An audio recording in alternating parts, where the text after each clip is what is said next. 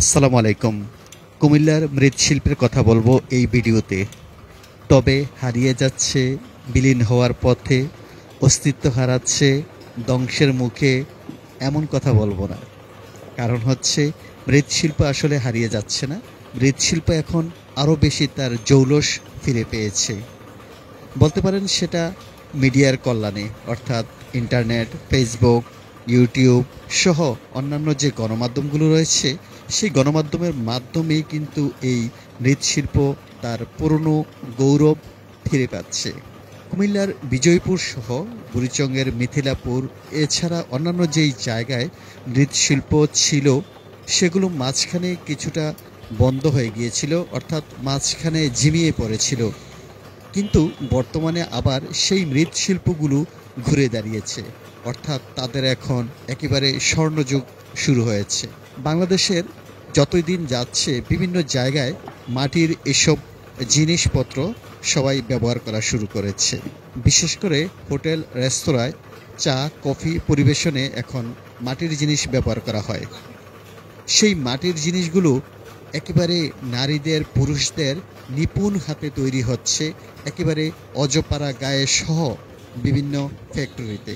কুমিল্লার বিজয়পুরে তেমনি দু একটি ফ্যাক্টরি রয়েছে। এছাড়া আশেপাশের বেশ কয়েকটি গ্রামে এই মৃৎশিল্প তৈরি হচ্ছে।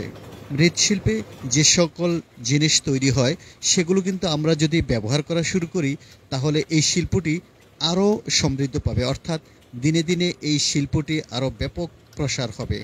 আপনি আমি অর্থাৎ বাংলাদেশের যে প্রায় 4.5 কোটি পরিবার আছে, প্রতিটি পরিবারে যদি আমরা একটি পণ্য ব্যবহার করি, সেটি হোক মগ অথবা থালা, বাসন, চায়ের কাপ, পানির মগ, বাটি, বোল, টব সহ অন্যান্য যেই তৈজসপত্র আমরা ব্যবহার করি, সেগুলো যদি মাটির একটি বা দুটি আমরা ব্যবহার করি, তাহলে কম করা হলেও 4.5 কোটি ব্যবহার করতে পারবো।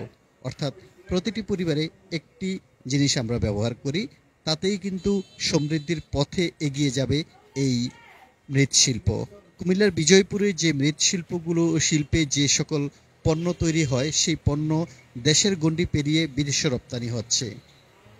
ইউরোপ, আমেরিকা সহ বিশ্বের বিভিন্ন দেশে এই মৃৎশিল্পের দ্রব্যগুলো অর্থাৎ যেগুলো তৈরি হচ্ছে সেগুলো রপ্তানি করা হচ্ছে।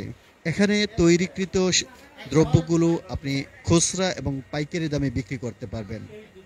বাংলাদেশের যে কোনো প্রান্ত থেকে আপনি ঢাকা চট্টগ্রাম মহাসড়ক হয়ে কুমিল্লার বিজয়পুরে আসলে পদুয়ার বাজার আপনাকে নামতে হবে, তারপর আপনাকে বিজয়পুর যেতে হবে। বিজয়পুর গেলেই আপনি এই মৃৎশিল্পের ফ্যাক্টরি পাবেন। পাশাপাশি গ্রামে ঢুকলে গ্রামের মহিলাদের হাতে তৈরিও বিভিন্ন রকম এই সকল তৈজসপত্র আপনি দেখতে পাবেন এবং কিনতেও পারবেন।